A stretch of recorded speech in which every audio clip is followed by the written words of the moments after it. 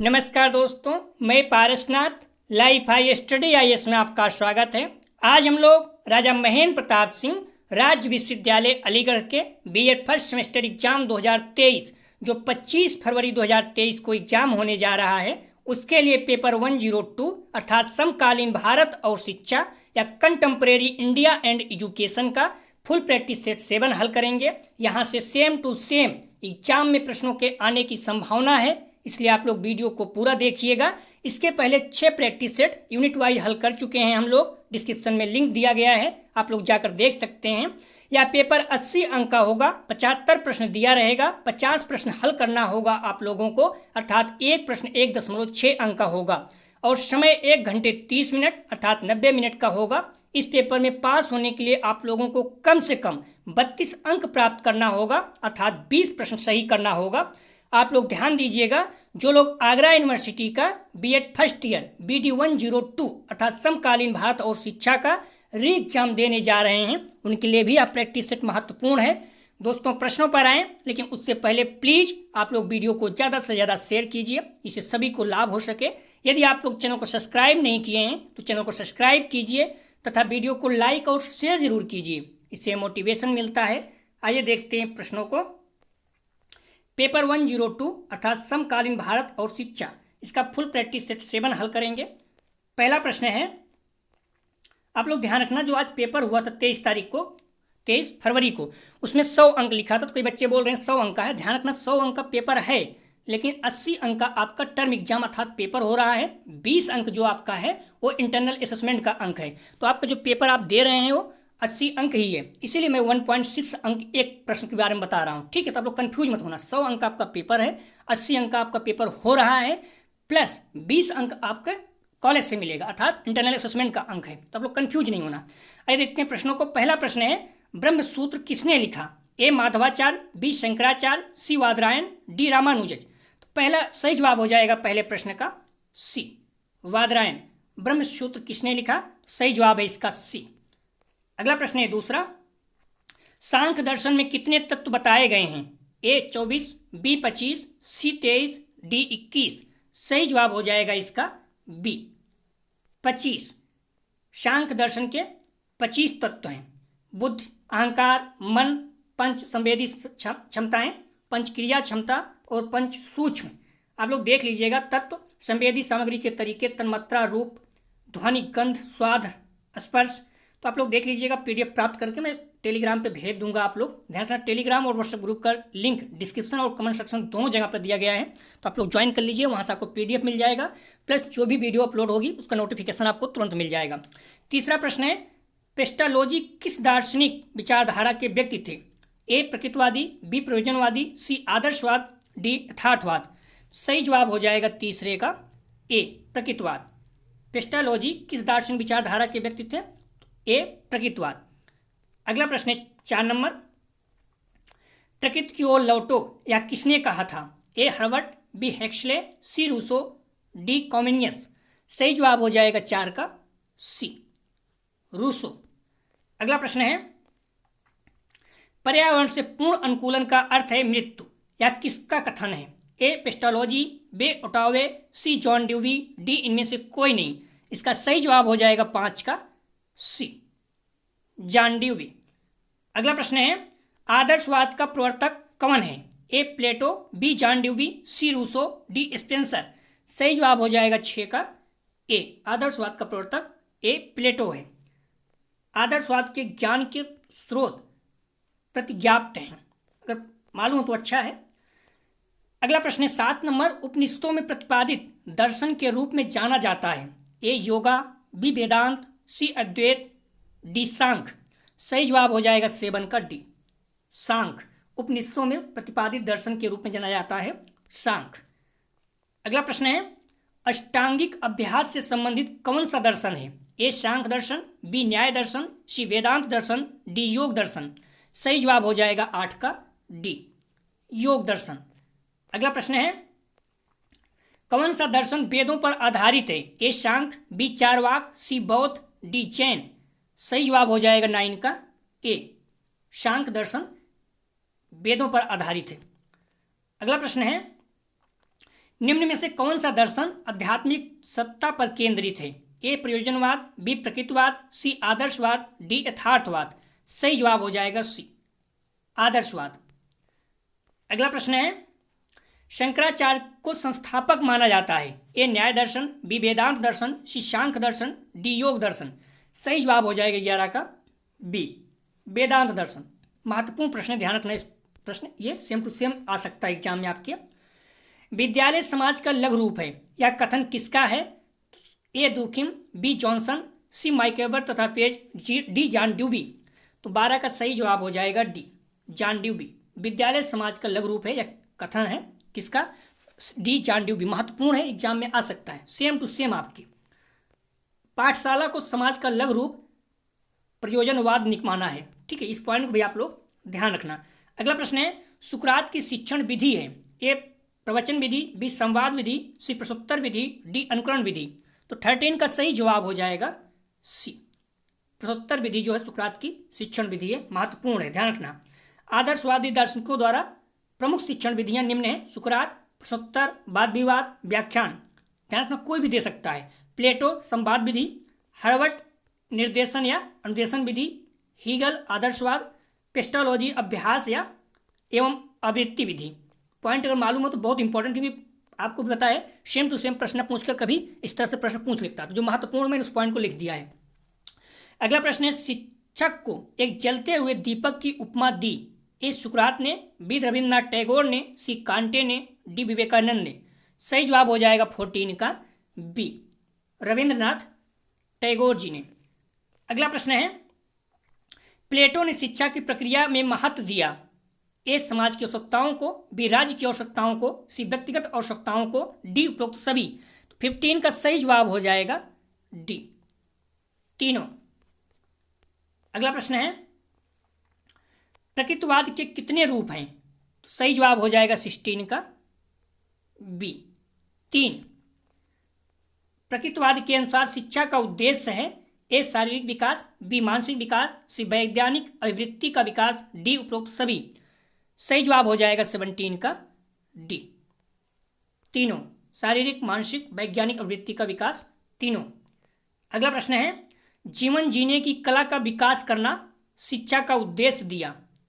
सही जवाब हो जाएगा इसका 18 का बी हर्बर्ट स्पेंसर। महत्वपूर्ण प्रश्न है।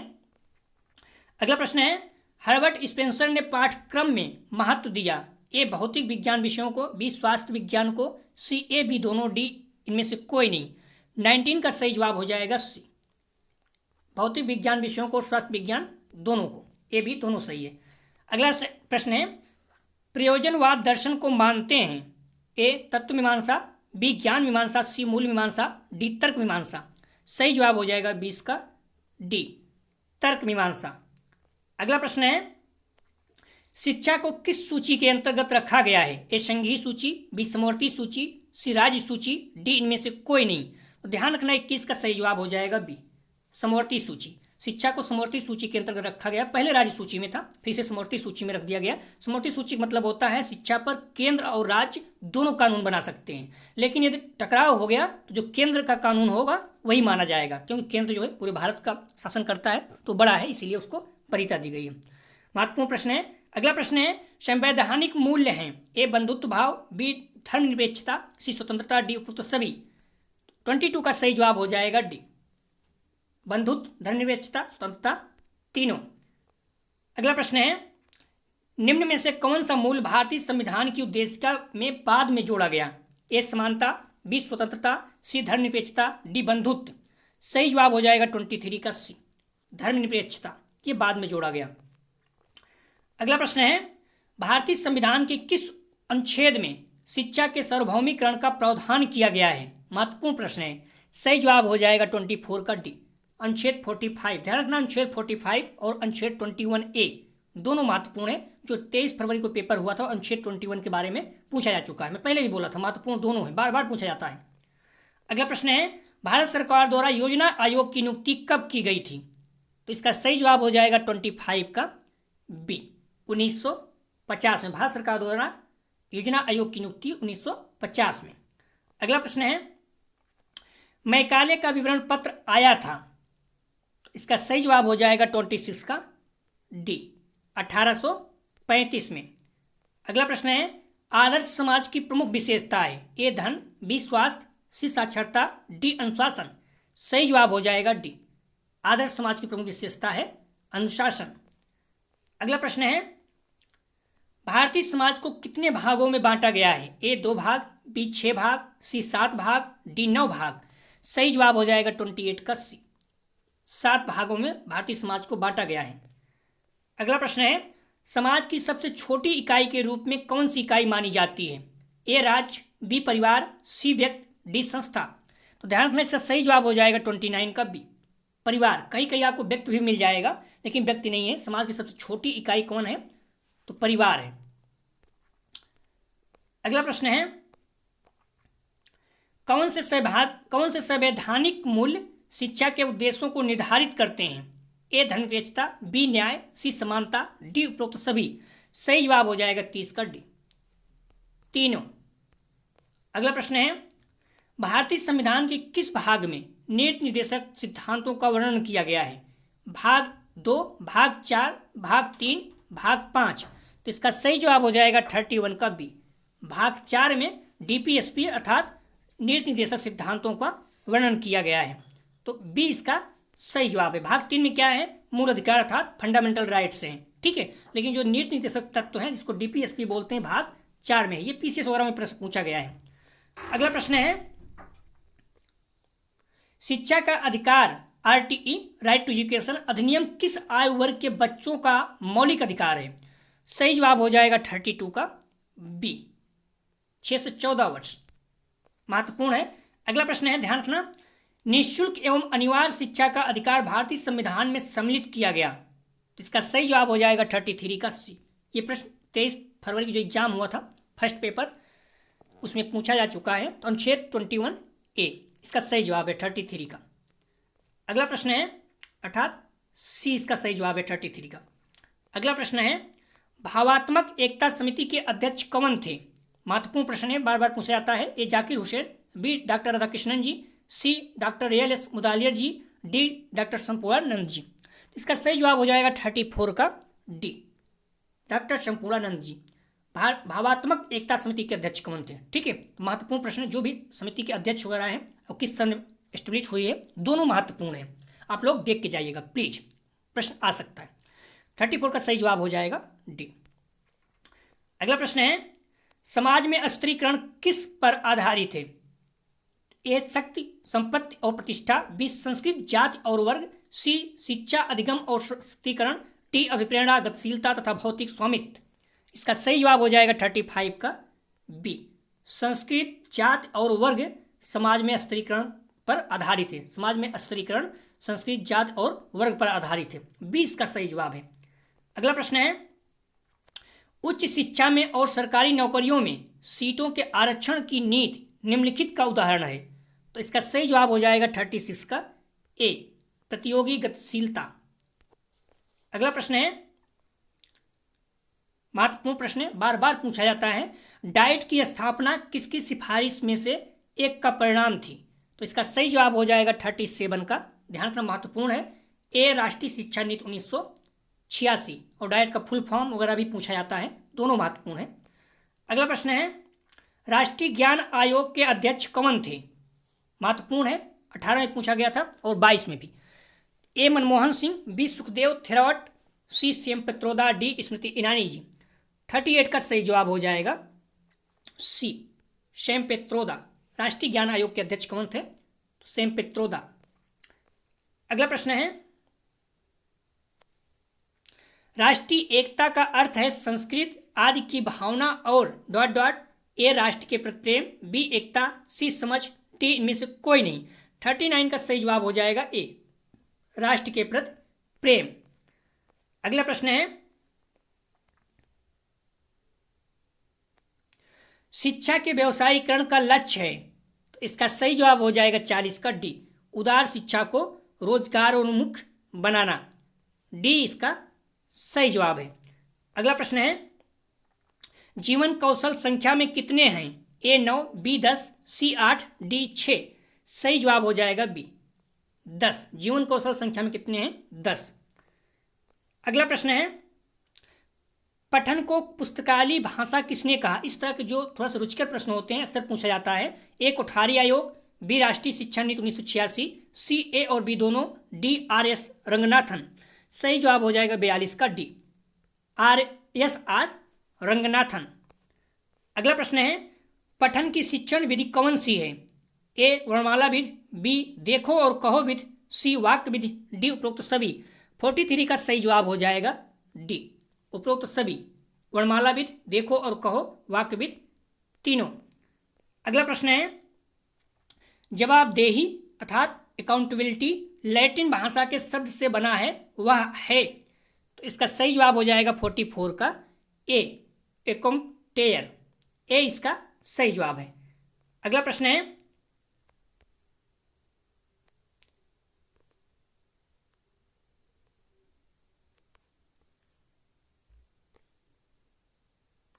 WHO द्वारा निर्मित जीवन कौशल शिक्षा का उद्देश्य है। ए पर्यावरण के अनुकूल व्यवहार, बी परिवर्तनीय व्यवहार, सी आलोचनात्मक व्यवहार, डी अनुकूल तथा सकारात्मक व्यवहार। सही जवाब हो जाएगा 45 का सही जवाब हो जाएगा डी, अनुकूल तथा सकारात्मक व्यवहार। ठीक है, महत्वपूर्ण है। WHO द्वारा निर्मित जीवन कौशल शिक्षा का उद्देश्य है अनुकूल तथा सकारात्मक व्यवहार। ध्यान रखना, WHO का मुख्यालय कहाँ है, हेडक्वार्टर कहाँ है? अभी जो 23 फरवरी को उससे पूछा गया है, तो जिनेवा स्विट्जरलैंड में। ठीक है, इस तरह प्रश्न जो भी है, कब रिफॉर्म हुआ, कब बना है, ये सारी चीज़ें आपको पता होना चाहिए। WHO का मुख्यालय स्विट्जरलैंड के जिनेवा शहर में है। अगला प्रश्न है, निम्नलिखित में से कौन सा चिन्ह भाषा का प्रकार नहीं है? इस तरह के प्रश्न बार बार पूछा जा रहा है, 3 है, एक नहीं है। आप प्रश्न उठाकर देख लीजिए, जो भी पेपर है 23 फरवरी का, बार बार इस तरह का प्रश्न पूछा जाता है। ए प्रश्न चिन्ह, बी सेमी कोलन, सी वाक, डी हाइफन और डैश। सही जवाब हो जाएगा 46 का सी, वाक्य जो है ये भाषा का प्रकार नहीं है। कौन सा चिन्ह भाषा का प्रकार नहीं? तो वाक्य जो है तो पूरा भाषा है, चिन्ह कहाँ होगा? बाकी प्रश्न चिन्ह, सेमीकोलन, हाइफन ये हैं। अगला प्रश्न है, व्यक्ति में स्वयं को परिवर्तित करने की क्षमता कहलाती है। ए समायोजन, बी जवाबदेही, सी अनुकूलन क्षमता, डी इनमें से कोई नहीं। सही जवाब हो जाएगा 47 का सी, अनुकूलन क्षमता। अगला प्रश्न है, निम्न में से कौन सा जीवन कौशल नहीं है? इसका सही जवाब हो जाएगा 48 का बी, सुनना। सुनना जो है जीवन कौशल नहीं है। आलोचनात्मक चिंतन, परानुभूत, आत्मजागरूकता है, लेकिन सुनना जो है ये जीवन कौशल नहीं है। 48 का सही जवाब हो जाएगा बी। अगला प्रश्न है, मौन वाचन का उद्देश्य है। ए स्वाध्याय में रुचि बढ़ाना, बी मानसिक शक्तियों का विकास करना, सी आत्मनोरंजन, डी उपरोक्त सभी। सही जवाब हो जाएगा 49 का डी, सभी, तीनों। अगला प्रश्न है, निम्न में से कौन लेखन शिक्षण से संबंधित है? ए सुलेख, बी नकल करना, सी श्रुतलेख, डी उपरोक्त सभी। सही जवाब हो जाएगा डी, तीनों। अगला प्रश्न है, हम क्यों सुनते हैं? ए सूचना एकत्र करने के लिए, बी दूसरों को समझने के लिए, सी संबंध बनाने के लिए, डी उपरोक्त सभी। 51 का सही जवाब हो जाएगा डी, तीनों। अगला प्रश्न है, निम्न में से कौन सा शिक्षण कौशल नहीं है? इसका सही जवाब हो जाएगा 52 का सी, निर्णय लेना। अगला प्रश्न है, एक अच्छे प्रश्न की मुख्य विशेषता कौन सी नहीं है? तो इसका सही जवाब हो जाएगा 53 का सी, प्रतिध्वन्यात्मक प्रश्न। तो एक अच्छे प्रश्न की मुख्य विशेषता कौन सी नहीं है? तो सी इसका सही जवाब हो जाएगा, प्रतिध्वन्यात्मक प्रश्न। अगला प्रश्न है, भाषा कौशल कितने प्रकार के होते हैं? सही जवाब हो जाएगा 54 का सी, 4। अगला प्रश्न है, ध्यान रखना, भाषाई कुशलता का संबंध भाषा के 4 कौशलों से है। कौन? श्रवण सुनना, वाचन बोलना, पठन पढ़ना और लेखन लिखना। तो भाषाई कुशलता का संबंध भाषा के 4 कौशलों से कौन कौन? सुनना, बोलना, पढ़ना और लिखना। इसका फार्मूला आप लोग क्रम से याद रखिए, ELSRW, listening, speaking, reading, writing. अगला प्रश्न है, निम्न में से मूल्यांकन की प्रविधियां कौन सी हैं? ए प्रायोगिक प्रविधि परीक्षा, बी लिखित परीक्षा, सी मौखिक परीक्षा, डी उपरोक्त सभी। 55 का सही जवाब हो जाएगा डी, सभी। प्रायोगिक, लिखित, मौखिक तीनों परीक्षाएं जो है मूल्यांकन की प्रविधियाँ आप लोग देख भी चुके हो, अगर प्रैक्टिकल आपका होता तो वो भी एक तरह से मूल्यांकन है, और लिखित जो परीक्षा होती है आपका एग्जाम होता तो है ही, और मौखिक जो पूछते हैं इंटरव्यू वगैरह वाइवा वगैरह वो भी एक मूल्यांकन की प्रविधि है। सभी इसका जवाब हो जाएगा। अगला प्रश्न है, एंड्रयू वाल्विन और कैरोलिन कोकले के अनुसार श्रवण कितने प्रकार के होता है? 18, बी 4, सी 5, डी 6। 56 का सही जवाब हो जाएगा सी 5। अगला प्रश्न है, डोरिस एम ली ने स्वर की दृष्टि से पठन के कितने भेद बताए हैं? 1, 2, 3, 4। सही जवाब हो जाएगा 57 का बी 2। अगला प्रश्न है, मंटेसरी विधि किस कौशल का विकास करने में सहायक है? महत्वपूर्ण है। ए श्रवण, बी भाषण, सी पठन, डी लेखन। सही जवाब हो जाएगा 58 का डी लेखन। अगला प्रश्न है, भाषा शिक्षण के प्रधान कौशल हैं, महत्वपूर्ण है। ए सुनना बोलना, बी लिखना पढ़ना, सी सुनना लिखना, डी लिखना बोलना। सही जवाब हो जाएगा 59 का ए सुनना और बोलना भाषा शिक्षण के प्रधान कौशल हैं, महत्वपूर्ण है, याद रखना। भाषा शिक्षण के मुख्य कौशल कौन कौन से हैं? सुनना और बोलना, लिसनिंग फिर स्पीकिंग। अगला प्रश्न है, सस्वर पठन की विशेषता नहीं है। इस तरह के प्रश्न जो भी है महत्वपूर्ण है, बार बार एक शब्द में कह रहा हूं, मोस्ट इंपॉर्टेंट में रखना इस सब प्रश्न को। सस्वर पठन की विशेषता नहीं है।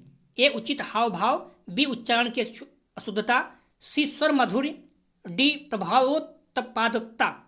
60 का सही जवाब हो जाएगा बी।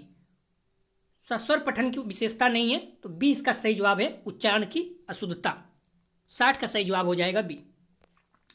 अगला प्रश्न है, राष्ट्रीय शैक्षिक अनुसंधान एवं प्रशिक्षण परिषद अर्थात NCERT की स्थापना हुई थी। महत्वपूर्ण है, बार बार प्रश्न पूछा जाता है, बीएड में सेकंड ईयर में पूछा जा चुका है, 2021 में भी 22 में भी। तो इसका सही जवाब हो जाएगा 61 का बी 1961 में। अगला प्रश्न है, और NCERT का मुख्यालय कहाँ है?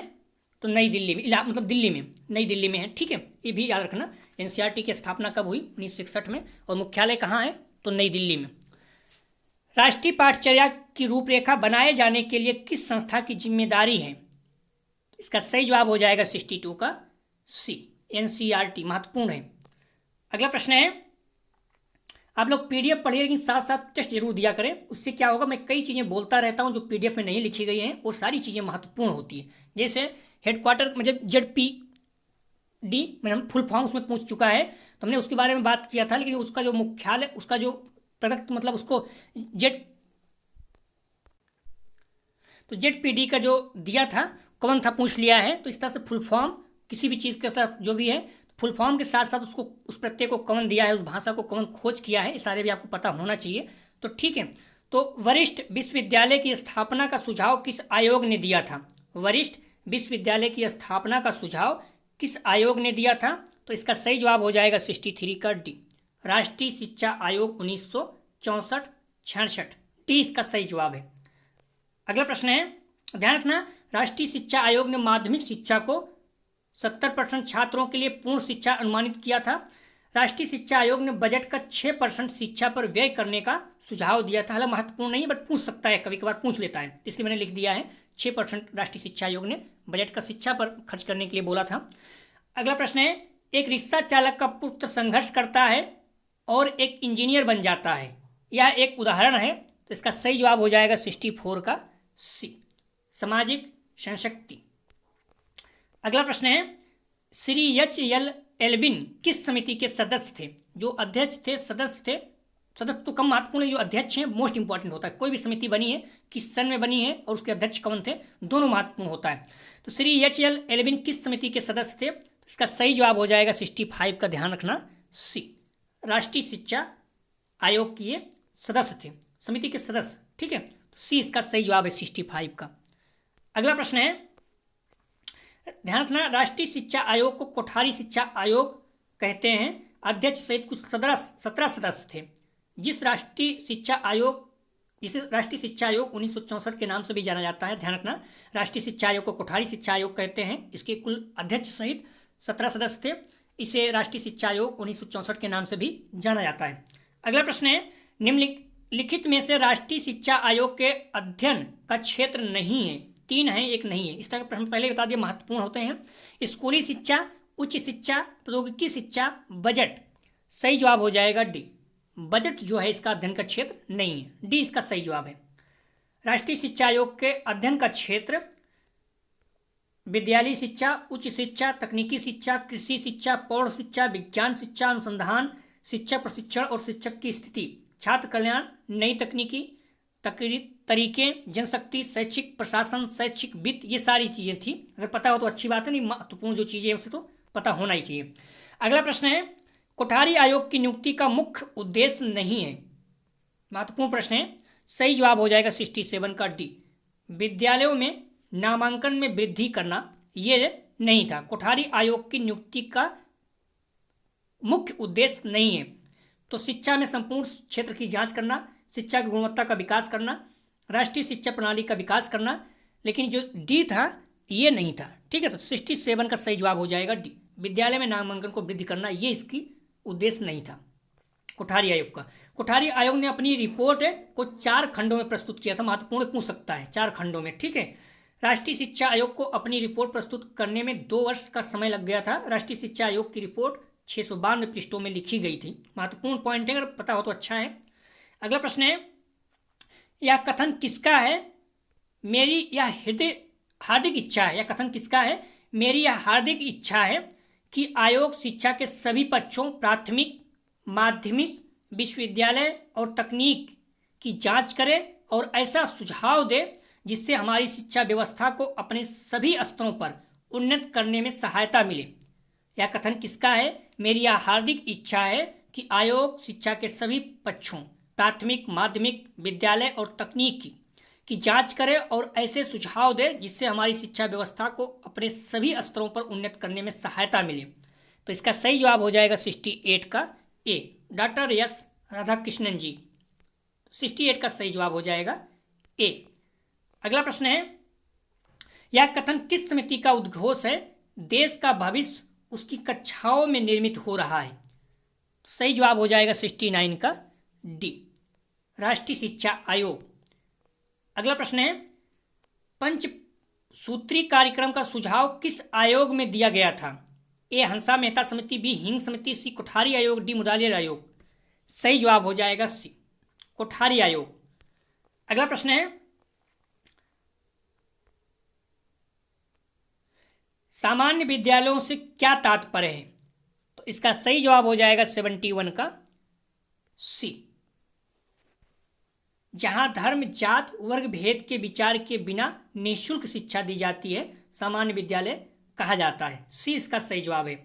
अगला प्रश्न है, 6 से 14 वर्ष तक के बच्चों के लिए निःशुल्क तथा अनिवार्य शिक्षा का सुझाव सर्वप्रथम किस आयोग में दिया गया था? महत्वपूर्ण में इसको रखिएगा। राष्ट्रीय शिक्षा आयोग, मुदालियर आयोग, राष्ट्रीय शिक्षा नीति 1968, हटिंग समिति। सही जवाब हो जाएगा 72 का ए, राष्ट्रीय शिक्षा आयोग। अगला प्रश्न है, राष्ट्रीय शिक्षा आयोग में किस स्तर की शिक्षा का व्यवसायीकरण करने को कहा गया? सही जवाब हो जाएगा 73 का बी, माध्यमिक शिक्षा। राष्ट्रीय शिक्षा आयोग में किस स्तर की शिक्षा को व्यवसायीकरण करने को कहा गया था? तो माध्यमिक शिक्षा। केंद्रीय बजट में सत्र 1965-66 में 2% व्यय जो है किया गया था शिक्षा पर। अगला प्रश्न है, त्रिभाषा सूत्र फार्मूला सर्वप्रथम कब प्रतिपादित किया गया था?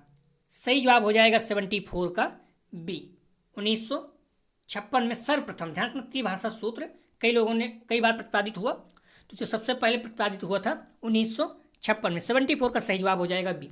लगभग 80 प्रश्न है, मैंने पहले ही कहा था 75+। बाद में पुनः कोठारी आयोग की सिफारिश पर राष्ट्रीय शिक्षा नीति 1968 में त्रिभाषा सूत्र को स्वीकार किया गया। अगला प्रश्न है, त्रिभाषा सूत्र फार्मूला किसके द्वारा प्रतिपादित किया गया था? महत्वपूर्ण प्रश्न है। ए राष्ट्रीय शिक्षा नीति 1986, बी कोठारी आयोग, सी केंद्रीय शिक्षा सलाहकार बोर्ड, डी मुदालियर आयोग। तो त्रिभाषा सूत्र फार्मूला किसके द्वारा प्रतिपादित किया गया था? सही जवाब हो जाएगा 75 का सी, केंद्रीय शिक्षा सलाहकार बोर्ड। ध्यान रखना, बाद में और भी लोग प्रतिपादित किए, सबसे पहले जो था केंद्रीय शिक्षा सलाहकार बोर्ड है। सी इसका सही जवाब हो जाएगा। अगला प्रश्न है, ध्यान रखना, केंद्रीय शिक्षा सलाहकार परिषद अर्थात CABE ने सन 1956 में त्रिभाषा सूत्र प्रस्तुत किया था। बाद में कोठारी आयोग की सिफारिश पर राष्ट्रीय शिक्षा नीति 1968 में त्रिभाषा सूत्र को स्वीकार किया गया। अगला प्रश्न है, कोठारी आयोग ने त्रिभाषा सूत्र में संशोधन करके निम्न में से किन भाषाओं को सम्मिलित करने पर जोर दिया? तो इसका सही जवाब हो जाएगा, महत्वपूर्ण प्रश्न है, ए मातृभाषा, भारतीय भाषा और या यूरोपीय भाषा और राजभाषा। तीन भाषाएं हैं, मातृभाषा, भारतीय भाषा, यूरोपीय भाषा और राजभाषा। ठीक है, तो तीन भाषाएं, ये इसका सही जवाब था। अगला प्रश्न है, ब्यूरो ऑफ गाइडेंस को किस स्तर की शिक्षा का निरीक्षण का अधिकार दिया जाना चाहिए? ए प्राथमिक शिक्षा, बी उच्च शिक्षा, सी तकनीकी शिक्षा, डी माध्यमिक शिक्षा। सही जवाब हो जाएगा 77 का डी, माध्यमिक शिक्षा। अगला प्रश्न है, किस स्तर के विद्यार्थियों के लिए शैक्षिक तथा व्यावसायिक निर्देशन का सुझाव दिया गया है? सही जवाब हो जाएगा 78 का बी, माध्यमिक शिक्षा। प्रश्न रिपीट किया है, भारतीय शिक्षा आयोग ने प्राथमिक में एक कक्षा में अधिकतम 50 विद्यार्थी को सम्मिलित करने का सुझाव दिया था। पॉइंट महत्वपूर्ण है। लास्ट प्रश्न है, महत्वपूर्ण है, स्त्री शिक्षा की राष्ट्रीय समिति को अन्य किस नाम से संबोधित किया जाता है? स्त्री शिक्षा की राष्ट्रीय समिति को अन्य किस नाम से संबोधित किया जाता है? ए श्रीमती हंसा मेहता समिति, बी शैम पित्रोदा समिति, सी हरटांग समिति, डी शेडलर कमीशन। तो इसका सही जवाब हो जाएगा 79 का ए, श्रीमती हंसा मेहता समिति। स्त्री शिक्षा के राष्ट्रीय समिति को अन्य किस नाम से संबोधित किया जाता है? सही जवाब हो जाएगा ए, श्रीमती हंसा मेहता समिति। तो दोस्तों, जो अगला टेस्ट हम लोग हल करने वाले हैं पेपर 102 का ही, अर्थात समकालीन भारत और शिक्षा का फुल प्रैक्टिस सेट 8 हल करेंगे। यह था BD 102 का फुल प्रैक्टिस सेट 7। आप लोग बुक में बार बार शब्द कह रहा हूँ, जो पढ़ चुके हैं उसी को बार बार आप पढ़िए। बुक और मॉडल पेपर को अच्छे से पढ़ते रहिए, तैयार करते रहिए और मेरे साथ प्रैक्टिस सेट हल करते रहिए। मैं PDF भेज दूंगा, आप लोग इसे रट के जाइए। यहाँ से निश्चित रूप से प्रश्न सेम टू सेम आ सकते हैं या फिर थोड़ा बहुत घुमा के प्रश्न पूछा जा सकता है। आप लोग ध्यान रखना, डिस्क्रिप्शन और कमेंट सेक्शन दोनों जगह पर टेलीग्राम व्हाट्सएप ग्रुप का लिंक दिया गया है, आप लोग वहाँ ज्वाइन कर सकते हैं। कोई बच्चे बार बार बोल रहे हैं पेपर में सर 100 अंक लिखा था, मैं पहले क्लियर कर दूँ, 100 अंक का आपका पेपर है ही। आपका पेपर जो BD 101, 102, 103 है, 100 अंक का है, जिसमें 80 अंक के आपके पेपर होंगे और 20 अंक प्रत्येक पेपर के आपके इंटरनल असेसमेंट का होगा। ठीक है, तो 80 में आपको 40% अंक प्राप्त करना, कितना हो जाएगा 32, या फिर एक प्रश्न आप 80 में भाग दे दीजिए 50 से, तो कितना हो जाएगा 1.6। तो 1.6 32 अंक प्राप्त करने के लिए कितना प्रश्न हो जाएगा 20 प्रश्न। तो आप लोग परेशान मत होना, ठीक है, 100 में मत जोड़िए। 100 अंक का ही पेपर आपके हैं 101, 102, 103, लेकिन जो आपका पेपर हो रहा है टर्म एग्जाम वो 80 अंक का है और 20 अंक का आपका इंटरनल असेसमेंट। आप कंफ्यूज मत होइए, बार बार लोग परेशान करते हैं मैसेज करके। ठीक है, तो आपको पेपर में लिखा जरूर है 100 अंक, लेकिन आपका पेपर जो है, जो एग्जाम हो रहा है टर्म एग्जाम, वो 80 अंक का रहेगा, 20 अंक इंटरनल है। तो आप लोग कंफ्यूज मत होना, ठीक है। तो प्लीज़ आप लोग वीडियो को ज़्यादा से ज़्यादा शेयर कीजिए। हम्बली रिक्वेस्ट है, अपने कॉलेज के ग्रुप दोस्त यार जो भी बीएड कर रहे हैं और आप जहाँ भी बीएड का एग्जाम देने जाते हैं वहाँ भी बच्चों को इस चैनल के बारे में बताइए। इससे क्या होगा, ज़्यादा व्यू आएगा तो हम लोग पूरी ताकत से और ज़्यादा मेहनत करेंगे और सभी को लाभ होगा, क्योंकि सभी अपने लोग हैं, सभी को बेनिफिट होना चाहिए। प्लीज़ अगेन कह रहा हूँ, वीडियो ज़्यादा से ज़्यादा शेयर कीजिए। वीडियो देखने के लिए धन्यवाद दोस्तों।